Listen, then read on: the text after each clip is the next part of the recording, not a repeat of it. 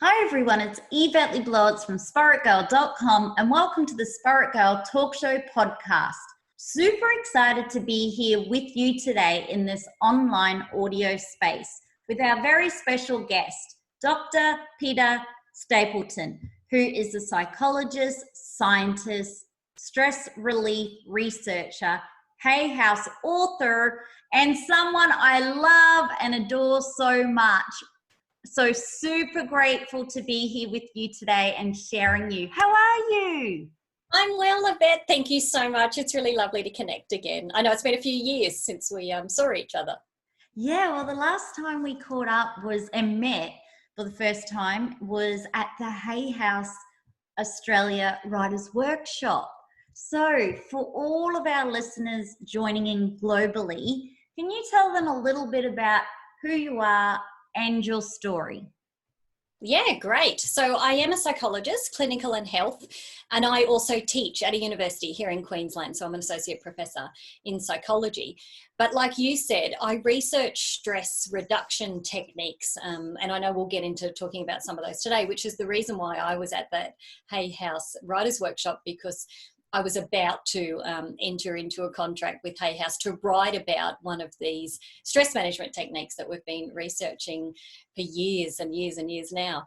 Apart from that, I'm a mum. I have 2 teenage daughters, so I get to do all of that at the same time, and currently working from home with everything that's happening in the world. Yeah, well, that's why I really wanted to sit down with you today, because you're very well known for tapping or being able to help people with that emotional tapping. But for someone who doesn't know what tapping is and how tapping can help them right now or any time during their life when they're going through stress, worry, anxiety, emotional trauma or anything. Can you explain more about this whole tapping stress technique? Yes, I'd love to. So tapping is the kind of casual term, if you like, that we use to describe emotional freedom techniques. So that's the kind of big long word EFT. But tapping's a much easier way to describe it. What we do is tap on acupressure points that are on the face and the top part of the body, that normally, if someone was familiar with acupuncture, you would go and have a needle put in an acupuncture point. So instead of using needles, we actually stimulate that tapping point just with 2 fingers by tapping on them. So I'm just sort of showing you one under my eye at the moment. And what we do at the same time is focus on our worry or our stress. And lo and behold, what happens in the brain, and we've got decades of research now, is the part of the brain that sends out the stress response actually calms down when we do the tapping technique on our worries. So sometimes it seems a little bit counterintuitive that we're actually saying, I feel stressed as we're tapping. So we're like, I feel stressed. I feel stressed. Wow. People are like, why are you saying your problem? And I'm like, well, actually what happens is the moment we kind of engage with what's really happening for us, and that might be worry, stress, whatever it is, but at the same time that we tap on the pressure points, the message back to the brain is, you can let this stress go now. So what happens is people feel really calm after they do tapping, and they even start yawning. So that's not unusual that everyone's yawning their heads off when they're tapping. And of course, if you're in a calmer state, you can think more clearly. So I've been researching tapping in Australia now for about 15, 16 years, such a long time. And that ended up becoming the book with Hay House.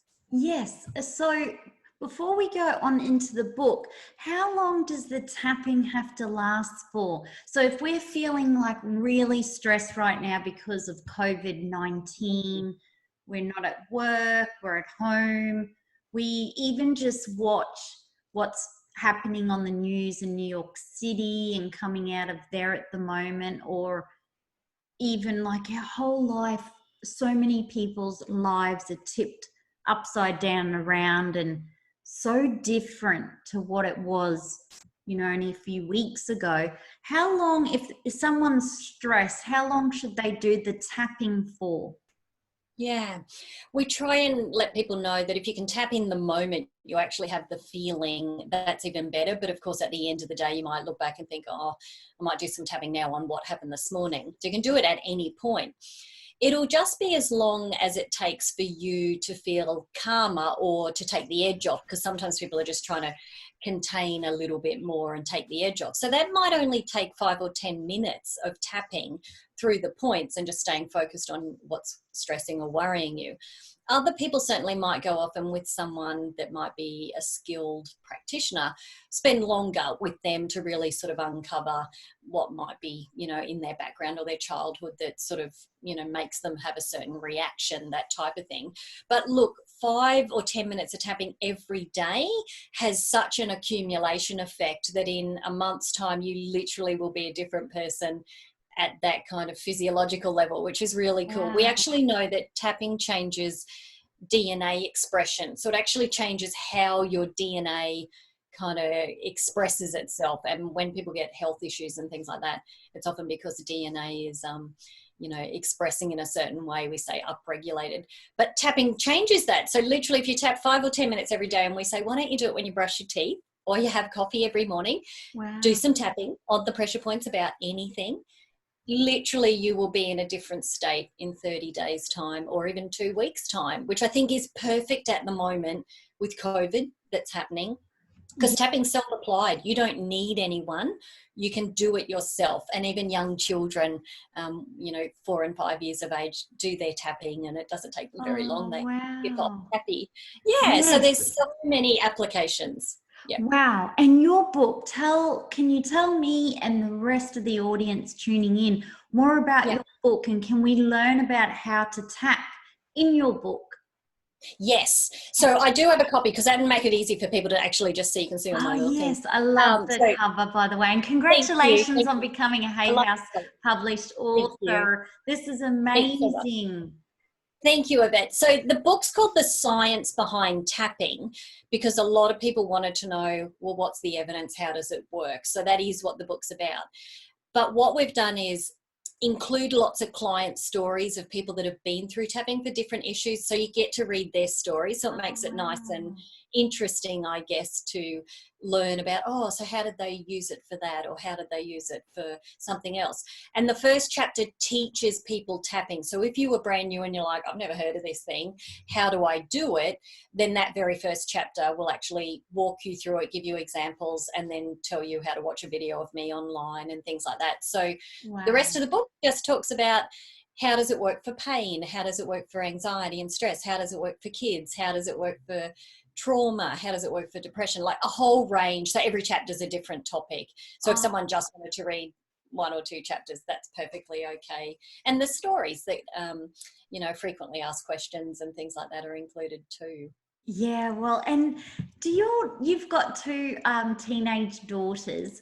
Do they get into this whole tapping with you, or do they think, Mom, she's tapping, what's going on over there?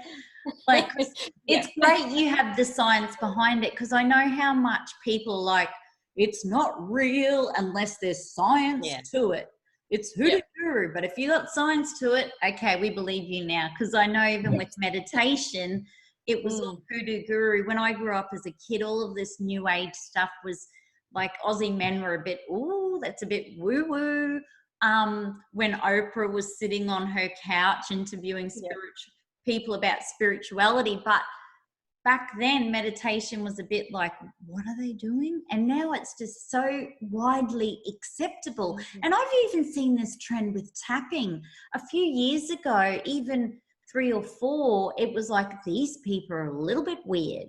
What are they tapping for? But now, and now it's like tapping's become this awesome tool that's free and that anyone can do. But I love how you've done like so many years of research and then coupled it all in. I really love how you're using real life stories as well as how it's helped. Because so tell me, your daughters, do they love tapping for stress? Well, tapping's been in their life. Like I learnt tapping before they were born. So by the time they kind of came along, it was something I was already using. So they would see me when they were very little, walking around tapping, and they'd be like, oh, what's that? And so when they were little, it was much easier because I'm like, just tap on these special points and, you'll feel better. And of course, they just believe everything when they're young. Now they're they're teenagers. So obviously it's been around their whole lives. And we always extend it. So if they're stressed or worried or something's happened with a friendship group at school or something, Yes. like it'll always be, do you want to do some tapping on that? So sometimes they'll say yes, but sometimes they say no. So we just make sure that there's lots of other strategies like self-care tips that they've got. So if they don't want to do tapping that day, I don't force it. But there'll be something else. Okay, well, do you want to choose one of your other, because I think it's important to have a range of things in case that day, like even for me, I might go, I don't want to do tapping today. I've just done like so much tapping. I want to do something else to make myself feel better. So I think having a range is a really good idea. So yes, they tap, but then sometimes they tell me to bugger off and they're not interested. Yeah, well, I love it. I love it. You know what's been one of the things I'm receiving is a lot of messages from spa owners or just women in general. They're finding it really hard, and I kind of know what they're going through. They find like when now they go to a public toilet or they're going to say touch a door handle and it's silver, they're very conscious of, okay, this potentially has a risk of COVID-19 coronavirus.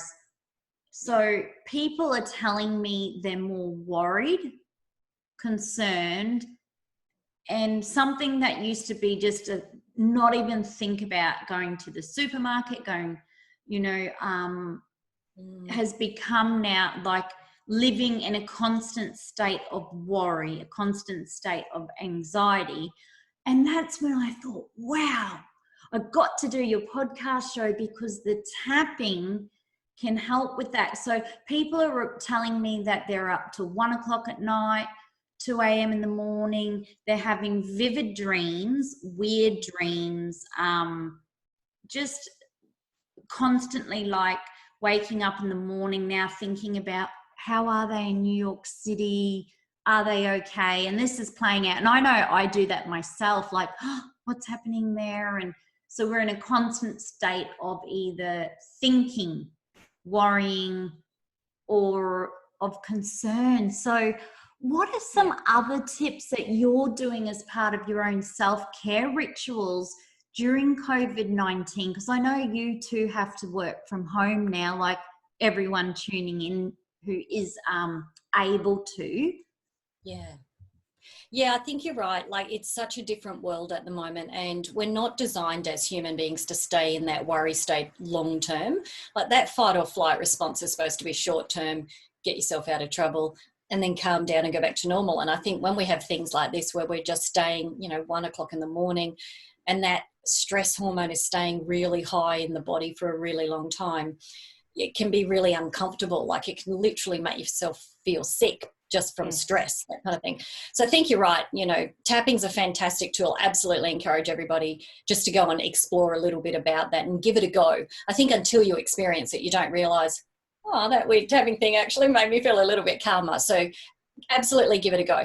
But I think have a wide range. What else are we doing? I tell you, my Gaia app on my iPad and the yoga workouts, never had so many workouts since I've been working at home. Love it. If we're limited from exercising outside, if you can get outside, of course, nature is fantastic. We are still allowed to head down to the beach where we are. So we try and do that a couple of times a week. Reconnect, sand, ocean, that kind of thing. That's almost meditative in itself. Music, both my girls play the piano. So the eldest wants to be a music therapist. So I can tell you music is a big part of our house. And sometimes it is about, actually, I'm going to put something on while I have a bath and I'm going to do my own facial because I can't get to a salon at the moment. But I'm going to put on something that is going to make me feel good. So, don't forget. And funnily enough, we just had a study come out comparing tapping to music for young kids going through a test, like an exam. Yeah. And what was really good to see was they were exactly the same in their outcomes in decreasing stress. Music was as good at tapping. So I'm like, let's not forget about music can change how you feel. And even if that's like some upbeat kind of rock and roll song or pop or something that's classical, music can absolutely help. If you love meditations, so many people are offering free things online at the moment. we'd be mad not to sort of explore some of those different options. I even saw that, we have Chris Hemsworth, aka Thor, who Chris, you got the attention, everyone's attention. That's right. Like, he's offering his personal training program online at the moment. You can work out with Thor in your own home, no matter where you are in the world. If you've heard that, you might like to. So. Well, I've heard that there's a lot of ladies globally, not just ladies and men, who are just drooling over him doing his workouts and not actually working out at all. Oh, no, you got to work out. Just looking at him, how amazing he is and fit and good looking. So I love how you suggested work out with him, not just look at him. That's right. Not just stare at him. You need to and drool over him. But yeah, we're allowed to say that. We're Aussies. But yeah, he's amazing. I love what he's doing there. And it's interesting because I've even seen people like musicians doing songs at home, and every yoga studio I know is doing free yoga classes, meditation, every yoga teacher. I know even with Spaitgirl, we're starting a new series at Spaitgirl with the spa managers or spa owners on how they're coping with COVID-19 and what their self-care tips are. So there's so much opportunity to learn and to be part of something. You know what I'm finding? People used to say to me, oh, I don't have time to read a book.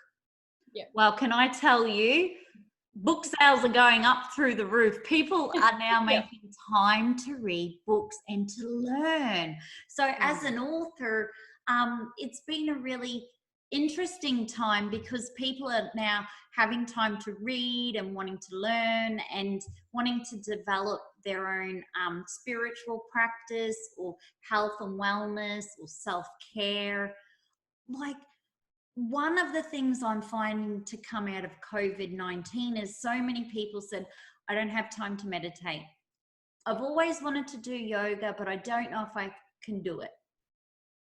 Or they've always wanted to connect with their self and become more spiritual. And now they're being told you have to stay at home because it's for your own good and safety. They're getting to do all these things that they had always wanted to do but never had time to do.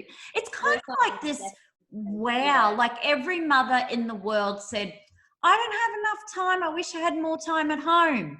And now it's like, hello, maybe not for all the right reasons you're at home, but the universe has heard this loud and clear, and now the whole world is at home having to slow down and take care. And I wish it wasn't because of COVID-19. I wish this whole self-worth and self-care journey wasn't because of that. But I hope after COVID-19, we can continue to do the yoga, do the tapping, do the workouts, maybe not with Chris because he'll be probably busy filming again. But, you know, so there is some I'm the same. positives coming out of this. So many positives, and I think if we look for them, you know, the acts of kindness, you know, websites that are all popping up and telling people stories about neighbours connecting, I just think there's some really good stories coming out of this, and connection and family time and self-care activities, and people are really using this time well in many places. So I'm with you. I met a really amazing girl, Jen, who lives in New York City. And I'm watching her because we went to the Pullman Maldives Mamutra at the start of the year to do a wellness retreat, and she works for Daily Mail but in New York City. So I'm following her, and she's like fearless, fierce, brave. She's going outside in New York City right in the heart to do a workout, then to go and get her drink afterwards with this mask on. And I said, you know what? If you can go for a walk outside in this complete, utter, like people are saying, frontline doctors, it's like a war zone, wartime, but with an invisible predator attack. I just think, well, if you can go for a walk under such intense risks, well, I can. So I'm finding strength also, or motivation and inspiration from other people that might not even think they're inspiring someone by posting, I'm going for a walk. But I think with people sharing what they're doing, whether that's tapping, walking, it is really a sense of community happening, isn't there? It's a really Yeah. great And I message. think the online space, has allowed us to share in that with people. And I think it's the one times technology is really been so useful and positive that people are connecting and seeing that and sharing and getting inspiration, like you said, from watching her. So like, Yeah. this is where, it's amazing to be able to still connect with people while we're having to Yes. do a shutdown phase. But yeah, so I know there's We're so many good. so lucky, aren't we? Because if this happened, say, even 10 years ago or 20 years ago, we'd be so isolated. We'd just be waiting for that 5 p.m. news. Whilst we wouldn't be bombarded with what's going on globally, we still wouldn't have the opportunities to learn from each other and support each other and see the kindness. And I think it's been a really good learning for the younger generation, because we had been going through a really self-focused stage where everybody was aspiring to be an influencer and to make money from influencing, and it was all driven around how many followers you had, what you looked like, and things were getting very competitive there because, like I say, it's show business. There's no better way to say it at times. So I feel like the most positive thing is the focus is on we and not me. And I really hope we continue this mindset, the empathy, the compassion for others. Like, I just feel like the whole world's done this big spin around, like, okay, we need to care for each other. It doesn't matter what country you're from, what religion, whether you're pink, black, white, and even right now, it doesn't matter what you look like on social media. It's about how your character of kindness and how are you helping other people. And I'm finding this is really interesting. I'll ask you this question. I'm finding that in the good times, everybody can be happy, be positive. It's really easy. But it's in the bad times where you get to see someone's true character or their leadership skills or how they are as a person, whether they're money driven, whether they're business driven, or whether they're just like, oh my God, I want to be kind and how can I help you? And are you finding that as well, like within your own community, in your experiences? Yeah, I think you're right. I think when you add stress and intense stress into the mix, most people, all of their coping strategies drop away. So what you are getting is, that real kind of raw form of who they are with no coping. Whereas normally if we're kind of coping okay and we're going through life, we can put on a happy face or be more polite or pleasant and kind of let stuff bounce off us. But when you really strip that back, and stress about anything, that could be stress about, do I have a job? Do I have enough money? My children are driving me up the wall at home. Whatever the stress is, the longer stress goes on, like that really chronic stress, it's really hard, for people to cope with. And I think that's probably what you're saying is, yeah, we see some of maybe the true colors, but it's like the real essence of their biggest worries coming out, and they don't have any coping to be able to kind of put the niceties on or put the mark on that you might, to cope just every day. So yeah, if anything, I'm just urging people, find ways that you can actually get that stress under control. I know that it means we don't know, there's still uncertainty and but finding that center for yourself, whatever that is, in chaos and in change, will still help you kind of get through it. So that's what we're encouraging people as much as possible to do. And are you finding by doing the yoga, like that's a good way to just release that stress and to shift that through? Any because I find that. Yeah, the body holds stress physically. So stress is not just a worry in the mind thing. The body holds stress. So even when you go to sleep at night and you might be exhausted, if you're stressed, the muscles are taking that stress hormone and things. So something like yoga or movement or just walking or whatever it might be helps the body start to release it. And people tend to say they feel better after exercise. And that's actually why, is you can discharge some of that. And I like yoga because tight muscles, you know, can be lengthened, and, you know, if you quite like that sort of movement, it's just one form of it. But even putting the music on and, you know, getting the Zumba YouTube going or whatever it might be, and whatever, if that's your cup of tea, movement, get that stress out of the body as soon as you can. Wow. So, yeah. So when our muscles are feeling all tight, and is it very, like, it's very common, isn't it? And it's human nature if we watch, say, a video, say like on Sunday there was a video, the doctor was a frontline emergency doctor in New York City talking about the real truth of what he's experiencing. And that was very confronting, very sad, this is like something from a science fiction movie that I had watched as a child, like, what is going on here?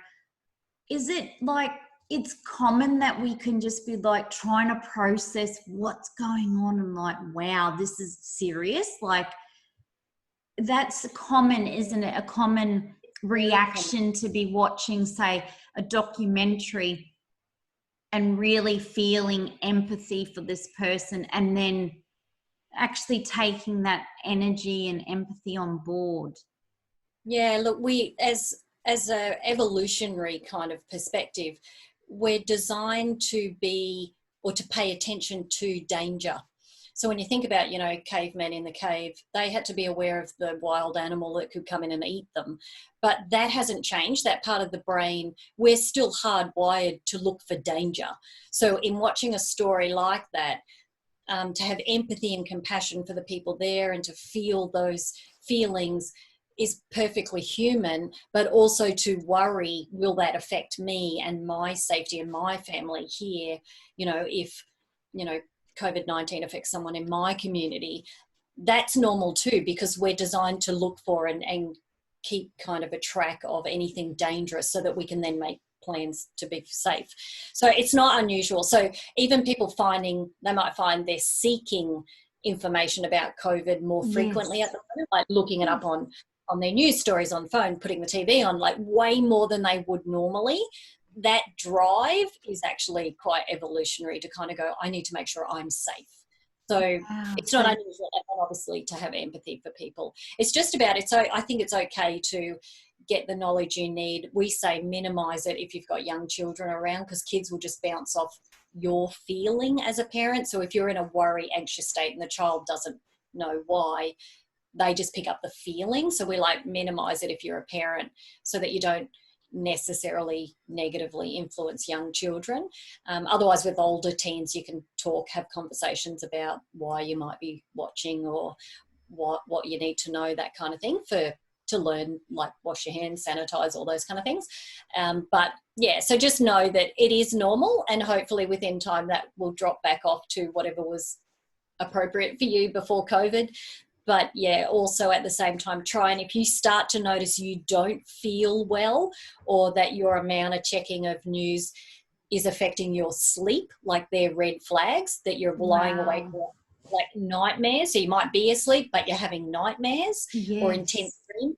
They're red flags that it is affecting your unconscious mind, and maybe you need to just balance that with something else that will make you feel good. So okay, because it's interesting you should say that, because when things were really ramping up here in Australia, I did find myself looking, and when I was waiting for my coronavirus test results, and I tell everyone this, including yourself, the worst thing I ever did was just look at all the things that could go wrong and what it can do to you, and it's so overwhelming.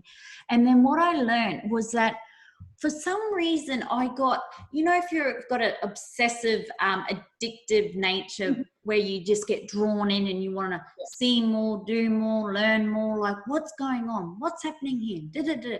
And, you get so drawn in, you don't even realize.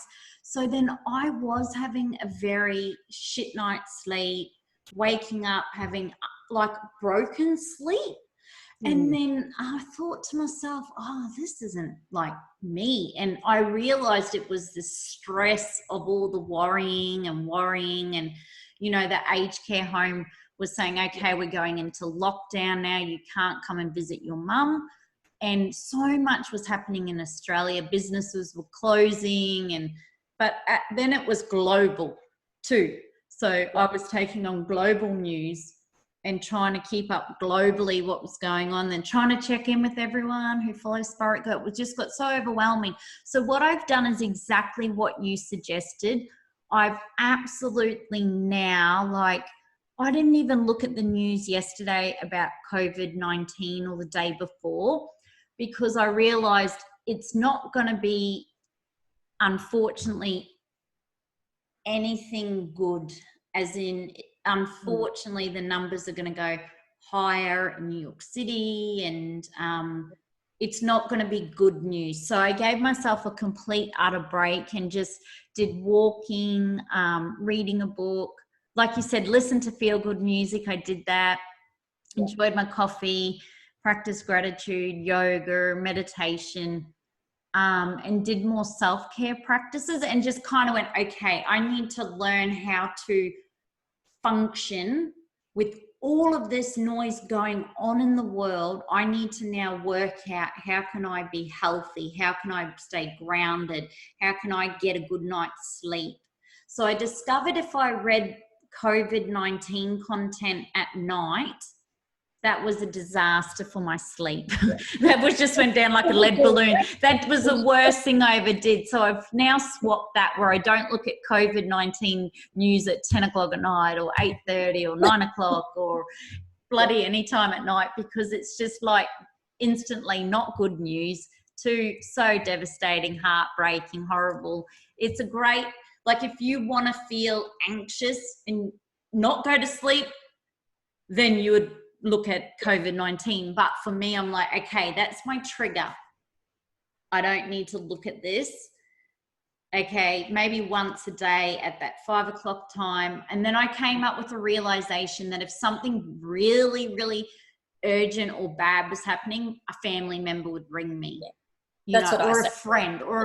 So I was, so I was just kind of a bit like, okay, how can I get on with life in such a way where I now have to learn to be healthy in a chaotic environment where now I've got to stand 1.5 meters from someone else, so if they have COVID-19 and cough, it doesn't come on me. And so do you think moving forward, the next challenge for all of us, so we kind of had this tsunami wave of like, we just got smacked down with no notice. This just happened like for us very quickly. We're so lucky, aren't we, in Australia, that we're not doing as bad as other countries, and we're grateful for that, but we're still conscious we have to do the right things. Do you think our next stage, the government are kind of talking about possibly within 4 weeks, us gently, slowly going back to work to see if we can function like we used to without spreading it? So it's such a positive thing. But is this the next challenge we're at, where we have to learn how to feel good, feel healthy, in amongst the world still being chaos, chaotic, devastation, trauma, like a total pandemic crisis mess? I think you're right, that the message worldwide seems to be that even once we get to start to go back to work or schools, or some normality comes back into play, a lot of what has happened and changes, like the 1.5 meters and the hand sanitizer and only certain numbers of people's in stores at any one time, it appears that's here to stay for a period of time until perhaps vaccines and things like that really get the virus under control. So I think that next step for most people is exactly what you said. Okay, some normality will come back, but some change is here to stay. And how do we stay centered, feel good, but at the same time be realistic and be safe and do the right thing, but at the same time stay centered? So it's still come. And I think there's great power in that personal power, because that is absolutely under your own control, how you feel. I think people forget that they give away their feelings and their power because they watch the news and then think the news made me feel like that. And I think we forget, no, we choose, we still have choice. So it's about, if you're not happy with the way that you are feeling at the moment or how you are reacting, and even when we go back to some normality, what can you go and explore? How can you watch more interviews or videos? How can you go and find a good book to learn other ways to change your mood or your feeling or your stress levels? And I think there's loads of things out there that work. You know, I just dabble in whatever it is that I kind of feel like at the time, you know, apart from tapping and things like that. So that's my biggest message to people, is find ways that you have in your kit bag so that if you don't feel okay, you know how to change that. So then you're no longer at the mercy of everything out there in the world having an impact on you.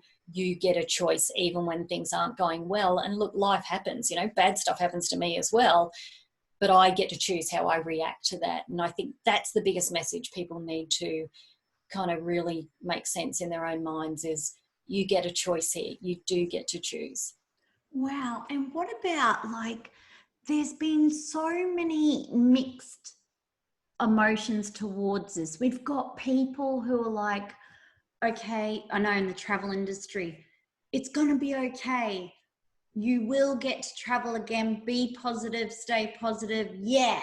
And then you've got other people saying, oh my God, they shouldn't be promoting travel at this time. Don't they know people are dying? And there's just like these competing messages. But is it important for us? Like, if someone's tuning in right now, is it okay for us to choose, okay, I want to keep as positive as I can.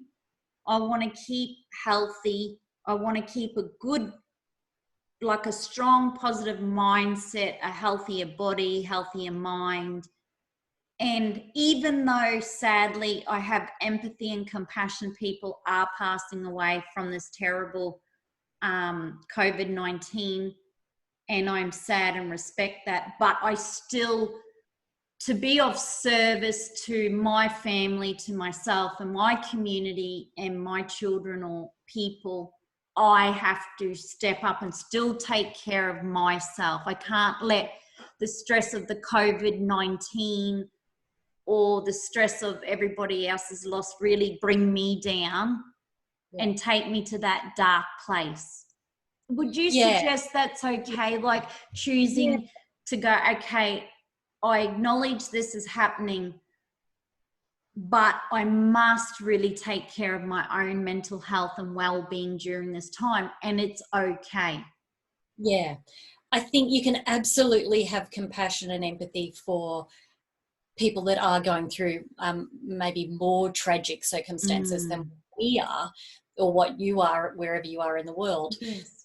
You can have compassion and empathy, and there is nothing wrong with that, but it is absolutely okay to do, like in the airline industry, fit your own mask first before you help others, which is our self-care and our mental health, because the ripple effect we will have on the people in our immediate life will be impacted by our state.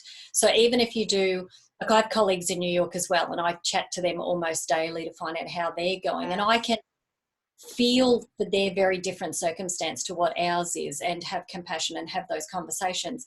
But then in my own life, I don't have to continue a state of, say, intense depression or sadness to honor that for them. And I think that's where people get confused, that they think in order for me to really show I'm honoring what they're going through, I have to feel it. And that is what we're saying, that no, you still might need to make a choice for your family's sake, that, or your workplace or wherever you are, connected, that you choose what's right for you in this moment, which is your own mental health and your own self-care, that we can have, I guess, that boundary of still feeling compassion and empathy and offering where we can help where we can, but at the same time looking after ourselves here first so that we can have an impact on our own. That's right, because if we can be of service right now, be that shining light to someone who's doing it tough in New York City, and they look towards us as an Aussie, go, wow, we needed to see that beautiful post today of that beautiful song, turquoise water, or maybe a yoga, or reading a positive mantra. We're sort of like, if we can look after our own health, then we can help other people during the global pandemic and crisis, because there's no point us all getting sick emotionally, mentally, and then that's even going to be a bigger crisis or pandemic, which I know they've been speaking a lot at the moment, especially with the elderly. So I was talking to the aged care home more recently, and all of the elderly have been very affected because they are in lockdown. They can't have any contact with family coming in. They're not able to go out on their day trips. They're watching the news, which isn't great news. Do you have any ideas for people who maybe have elderly people in the aged care? What can a family do at this time when they can't visit their family in person? Yeah, look, we have, my husband's grandmother's actually still alive and in aged care. My own parents are in their own self-isolation because of their age. And I think staying connected as much as possible, even if that's getting a staff member to, take a phone or an iPad in if they don't have one, so that you can FaceTime or you can, Zoom or whatever, so I can still see your face. That connection, even through the screen, still has a profound effect on people's mood.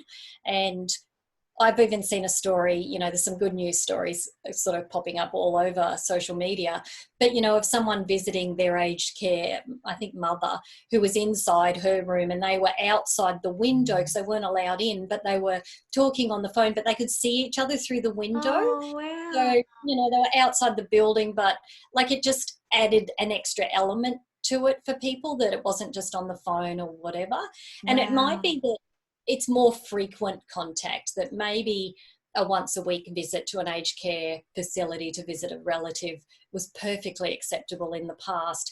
At the moment, even daily contact may be needed for that extra kind of boost that's there. And it is, human beings need connection. We need to connect with other people. So if you are, I guess, the family member, it might be about, even just ringing daily or Skyping or Facebook or whatever it is. That I just think it's frequency that will probably have the biggest impact. Yeah, that's really great, because you'll be able to stimulate them, have a chat to them. They're not feeling just stuck in their room on their own, because the aged care carer said that all of their moods had gone downhill, like their spirits were very low. And that made me realize, wow, once a week phone call isn't going to cut it. So now as a family, we've made sure that every single day at a set time we call mum and have that chat, so she feels like, okay, they've got my back, I'm not alone. And because they're very concerned, the elderly, when they watch the news and hear that it got in another aged care and sadly some people died, and there's been so much news about if you've got heart disease or at this age you're at risk. So they're very concerned and worried. And now tell me more about, how has the whole being an author for you're forward, you got some amazing people to read your book and do your forward. Can you tell me about that process? Like, what's it like now being an author? You've got this book. Do you feel like a little bit like me, that it's great, it's now there as a tool and people can read it? What's it like?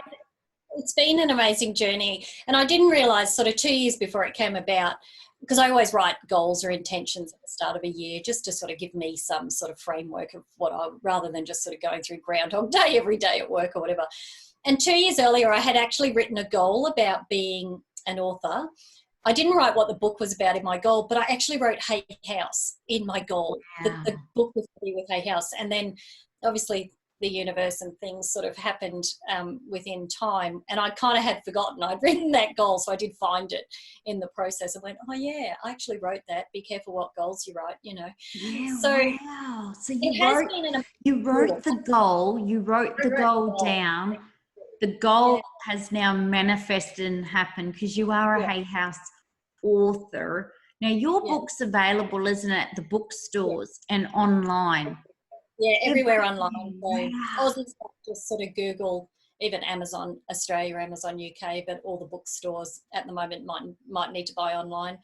And the audio book is coming out. So I have been lucky enough, before COVID hit, I managed to finish recording the audio version. So that'll be on Audible and Amazon, so people will be able to download hopefully sometime soon. Wow, so very that's different. gonna I tell you, reading my own book, Yvette, out loud for like 10 hours, broken up over time. It was a bit of an experience. Oh my goodness. Because like I remember meeting you when like you were doing the science behind tapping, a proven stress management technology for mind and body. And at the time, it was such a like, wow, like bringing the science behind it, because before it was spirituality, there were some other people talking about it spiritually, but I feel with that science behind it, people will really have confidence now in, okay, so this is proven to work. So, because I've noticed that people, once something's proven, via science, everyone's onto it. So like it's just been an amazing journey for you, and I see that you won.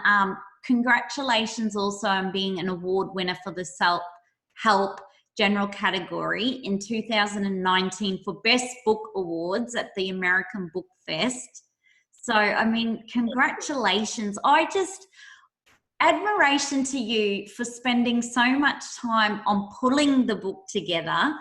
When I even created my book, it was the concept was it was to be like a smaller book, easy to read, put in your handbook, a kind of flick and tick, knowing it was kind of like for that time poor woman or girl or guy.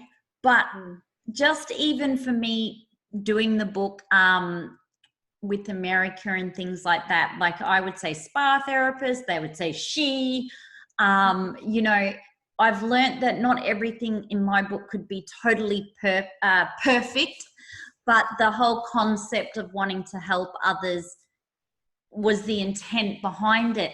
What have you found to be one of the most rewarding experiences now that you have your book published? Do you love it when people read it and go, wow, I've now done this and wow, this has happened to me? Like, tell me more about this. Yeah, when anyone gives you any of that feedback. But I think particularly, people reach out or they'll take a photo of it and, you know, tag me in it or whatever. And they'll say things like, I had no idea there was this much research and science.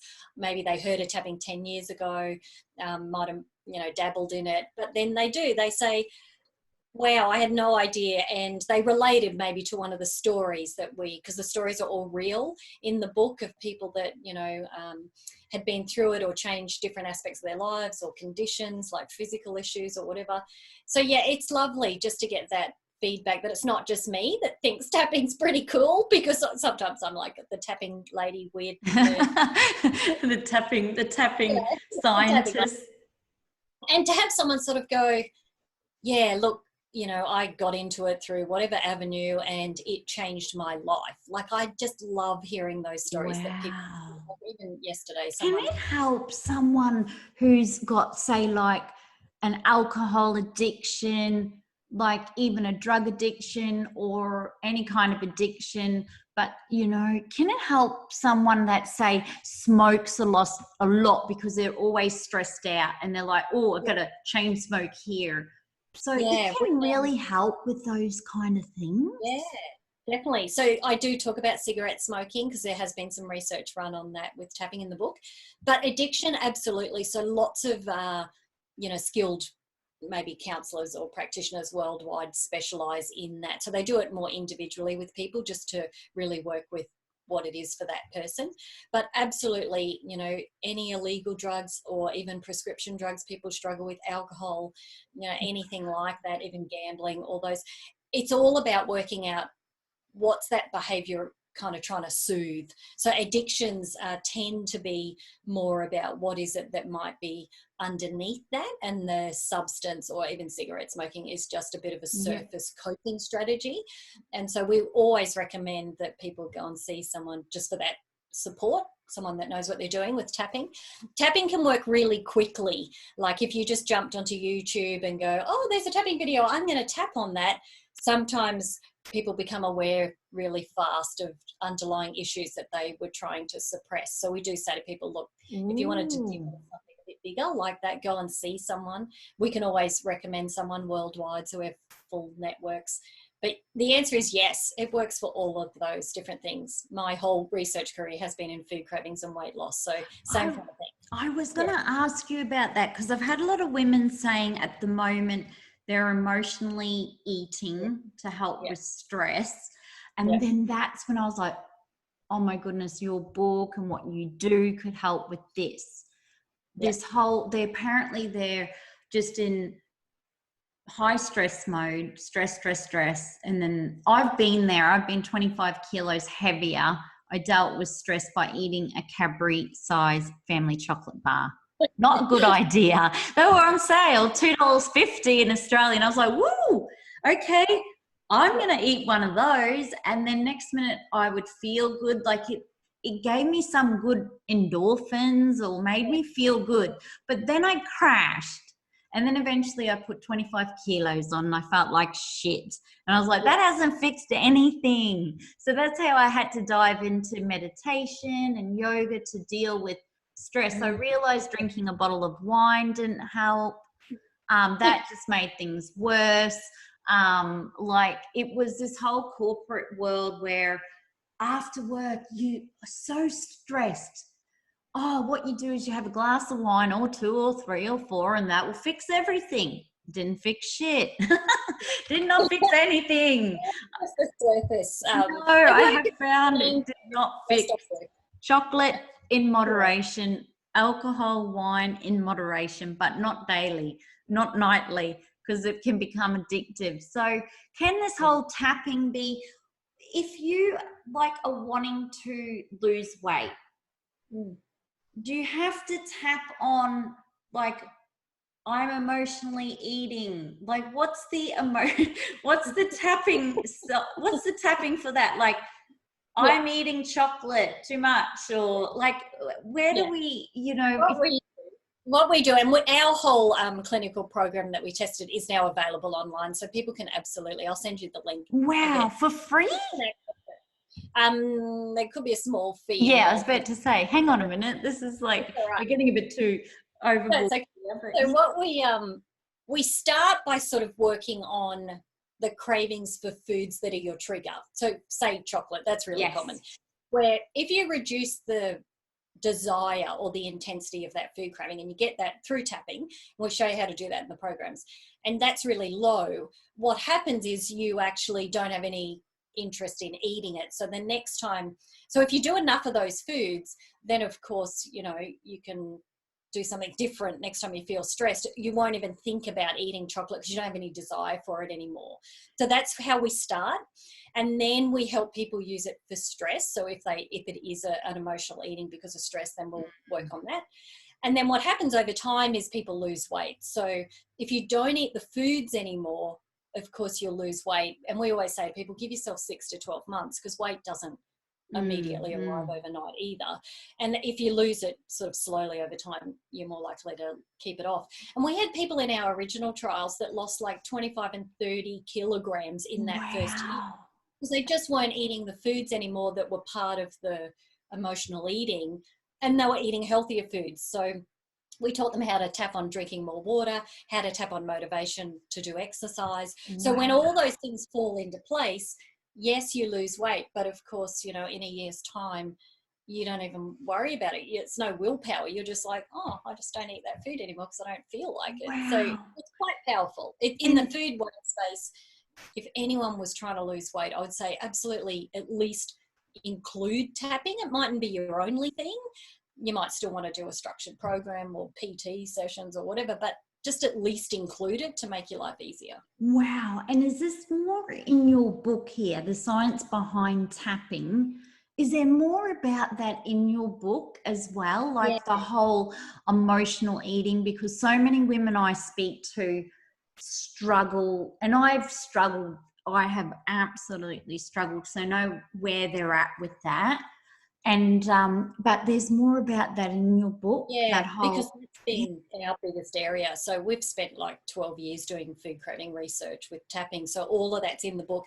And we've even done brain scans of people before and after tapping on foods. And the brain scans are in my book and on my website. So people can actually see, oh my goodness, not only do you not want to eat the food, but your brain changes. It just doesn't light up looking at food images anymore. So all of that is in the book, and I give you lots of kind of resources and recommendations on my website as well. So if you're like, I actually really want to go and have a look at that program that we now have available, or actually I really want to look at, you know, that video, everyone can just head over to my website and have a look. Yeah, I just love that. You know, I could talk all day about this whole tapping with you and your book journey. And for anyone who wants to write a book, it's been their dream, and they're at home now at COVID-19 thinking, wow, okay, I need to get serious about writing my book, my story, my passion. Do you have any tips for them on how to avoid author's burnout or, you know, like that whole stage of trying to fit in work, life, writing, because it's intense. You know, it is just a very big process. It's an ongoing process. But like, any tips for someone who's thinking about it but doesn't think they can even do it? I mean, I'd say tap about it. Start the tapping. Just tap about it. You just tap your way through it. You can do it. Motivation we'll do the tapping, the motivation. I definitely think that would help. Tapping, I need to write the book. Yeah, no, I'm procrastinating. That's right. I think definitely writing goals. Like, I think, you know, set yourself, you know, short-term goals, long-term goals, because unless you have something that you're heading towards, it can feel like it's just open-ended and never-ending, and it's like, oh, what's the point? So I think if you even set yourself little goals, I found, like, I looked at a lot of stuff, you know, obviously with you, we're at the Writers' Workshop. That was phenomenal to learn information. That Hay House Writers' Workshop is online as a version too. So I would absolutely, even if you don't end up publishing with Hay House and you self-publish, the information in that online Writers' Workshop that they offer is phenomenal. Like, I know you and I have talked that I learned stuff that I'd never thought of, and I know that they have so many speakers in that online version that you just get to hear lots of perspectives. So absolutely, that would be a side issue, like work yourself through that. But I think you've got to work out what works for you. Like, some people sort of say, oh, you must write 1 hour every day to keep the momentum going. And I must say, I'm not that kind of person. So I had to let that go and work out what worked for me. And what worked for me was once a week only. So once a week I would have my set time where I'd go, no, that's my time that I'm writing a book, otherwise it'll never get written. Yeah, but wow. Once a day didn't work for me because I had too many other things on. I had a full-time job, you know, I've got a full-time family. Once a week worked for me. So I think it's about, if you are the person that has to do it every day, well, schedule in your diary, and that's the time that you write. But I couldn't do it every day either. I couldn't do it. I had to do it how you did it. I think you just got to, don't listen to everything out there. I think you just got to find what works for you, and set yourself an end point of when I did pick an end date of when I want this book finished, and I might have overshot it by a week or two, I can't remember. But at least there was a goal, like at least there was a bit of a deadline. I just made one up for myself. Obviously I had to hand the book in to the publisher, but I made myself a deadline so that at least I had something. I think you need something to aim towards, to kind of go, okay, well, Even if you're creating an online program at the moment, or you're writing a blog or whatever, when do you want that done by? When do you want it uploaded? And I think, and put it in your diary. I think things in your diary are a bit harder to ignore if you've got them there staring at you. Yeah. And would you agree that, like, I believe that anyone, if it's your own passion, stories, you know, it comes from your heart and soul, it's really anybody can write, because it's about their feelings, thoughts, emotions, story, passion. And I feel that I always tell people, well, what are you passionate about? You know, what do you love? And if that's what you love, or it's just go for that, you know, even if it's not on trend, or it's Absolutely. you know, an emerging trend. I add in as well, write like you speak. So write like you're having a conversation with someone. It's much easier to read at the other end. So your book, even my book, might be called The Science Behind Tapping, but when you read it, it's a conversation. It's written like I talk. So don't try and write it in any other way, because if you're writing your own story, like you're just telling, you know, a lovely friend or your grandma, if they're your favorite person on earth, if you're just writing like you're telling them the story, it will be so interesting to read.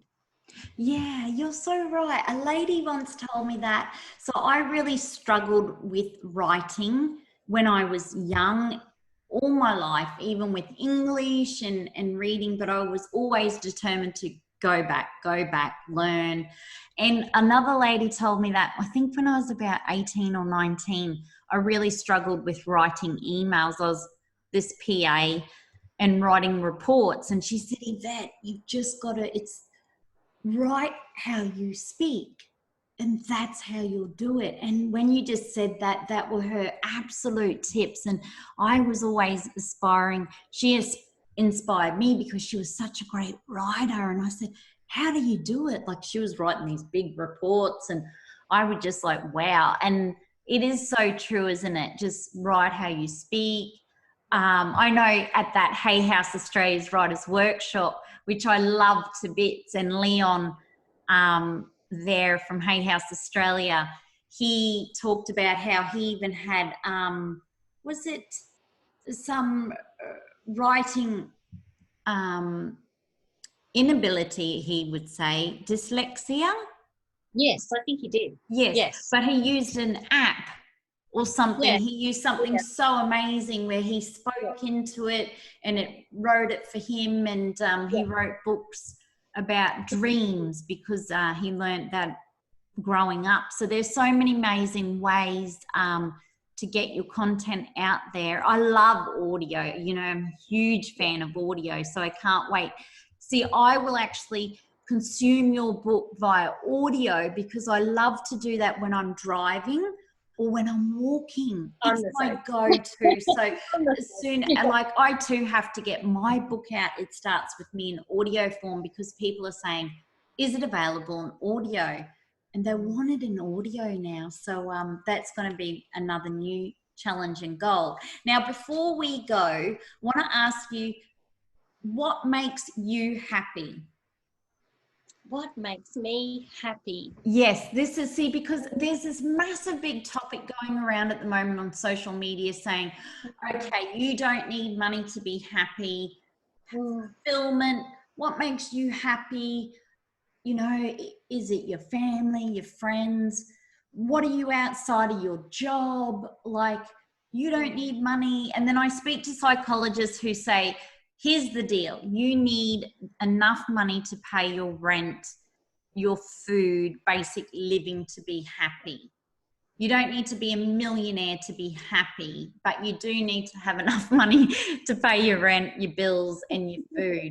And so there's this whole there's this whole conversation going on at the moment of like happiness. So people are saying, if you can't be happy at home in your own house, and you can only be happy when you're on a holiday, you've got to sort out your happiness, because you can't just be happy one time of the year on holiday and not the rest of the time, which kind of makes sense. But, you know, when you look at happiness, what makes you happy? Yeah. You know, the first thing that came to mind when you first asked, and it was nothing to do with what I am, what my title is, what I work Yeah. as, being a mum or whatever. I was, and it's probably, I don't tell this story very often, but I was a very anxious, worrying child. So I am the eldest, but I was very shy. So I was really quite an anxious child, which is probably why when tapping came along in my life and I went, oh my goodness, I can feel calm. And that was the first thing that came to mind. I feel happy when I'm calm.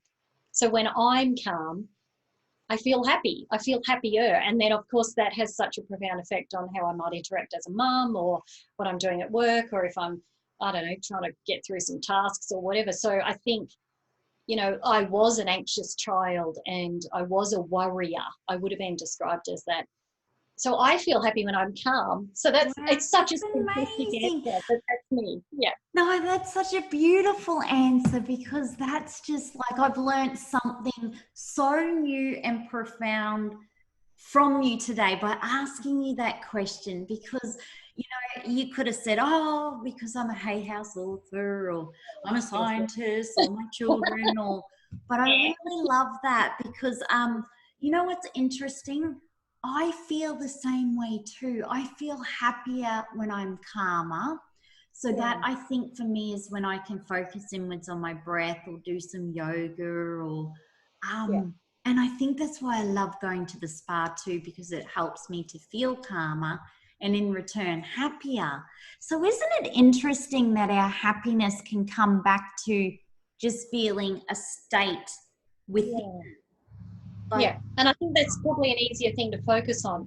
If I just get myself calm and centered, the happiness can flow then from that, rather than wow. attaching happiness to something outside ourselves, like a holiday or a house we live in or a car we drive or a job we have. Because that's where people fall down and going, oh, that didn't really fulfill me. Same like we were talking about food cravings and addictions. Yes. Like, well, it doesn't have the power to be able to make you feel happy. And so most people don't. When they achieve that, they don't actually feel happier. So yeah, I think, you know, if we can just feel calm and centered, happiness can sort of flow from that, and we can enjoy whatever is around us, or make goals for new things, but stay calm in that process. Oh, I love that. I really love that, because I know myself, I grew up as an anxious child, a warrior. I'm sure at times I remember crying over so many things, like a very emotional child. And having gone through so much trauma throughout my whole life for different reasons, I too find that I'm just happy when I'm able to sit, find calm, peace, and free of worry and free of anxiety, so, and free of concern. So I think that message is going to help so many of our listeners today joining in. Now, before we say goodbye, how can we stay in touch with you direct? How can our listeners stay in touch with you? Yeah, look, any of the social media platforms, so Instagram, you know, Facebook, our LinkedIn, our Twitter, our all the bits and pieces. PetaStapleton.com is my website, so PETA Stapleton.com. If anyone wanted to explore tapping a bit further, there's free handouts, free videos, even how to use it for children on that website. You can have a big explore there, loads of free sort of ebooks and things like that there as well. So just head over there and you can send emails. We literally answer every email we get. So if you want to ask, we will answer. That is so amazing. I only wish every company or person who was online did that, because that's really incredible. So you're acknowledging everybody. I love how you always talk about the chaos to calm, how you even do like these IGTVs. You've been doing a lot of interviews as well about the chaos to calm with the EFT, with why tapping is a stress reduction technique. So thank you so much, Dr. Peta Stapleton, for your time. I'm so, so grateful that you have spent so much time today with me and the Spaitgirl podcast show audience. Your time is invaluable. I mean, you're an incredible human being, and what you're doing to help others to feel good from within, to feel calm, peace, to overcome so many obstacles in their life. and feel that sense of worth and grounding and just like coping and like, yeah, I've got this, you know, I can get through Thank you. this. It's so, Oh, thank you. it's Thank you for just, you know, transforming. I'm getting goosebumps now. Like, my whole body's getting goosebumps. Like, oh, I'm having one of those Oprah aha moments. But I seriously, the thought of being able to take someone who is struggling and doing it tough to like getting on top of their life and the way they feel and feeling like they can get through life and I can do this and I feel good is just so profound. Like, it's so, I don't even have the words at times to express this, but what you're doing to make a difference in people's lives is incredible, beyond incredible and beautiful. And to think that you can help ease human suffering is just so amazing. What a gift that you're now giving through your, you know, decades of experience and tapping and research and passion for it. And I just can't wait now for everyone to jump on, to follow you, to check out your book as well. I better plug that book one more time, The Science Behind Tapping. So by Dr. Peta Stapleton.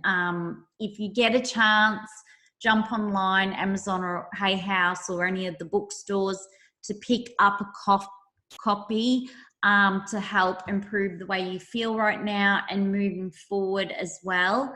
And thank you so much again. Really, really grateful to share you and just so grateful. So thank you. Thank you, Yvette. It's been an absolute pleasure. Thank you so much. Yeah, I love you to bits. I love your work. Can't wait to listen to your audiobook as well. And I just hope everyone tuning in today, you benefited from this, you learned something new. I really, truly hope that these tapping techniques, even the conversation we've had, inspires you to be able to find your own peace, calmness, to be grounded amongst the chaos during the global pandemic, during COVID-19, the global crisis. But I hope by putting the work in now, it will also set you up for the rest of your life. So whatever comes your way, for your children, for your spouse, partners, community, family, that this will truly help you for the rest of your life.